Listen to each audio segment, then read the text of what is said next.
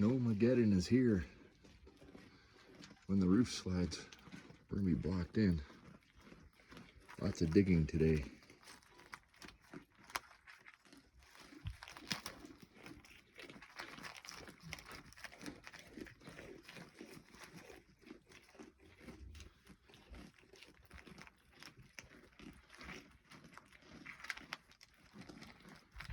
Since yesterday, we've had at least 11 inches, 12 inches of snow.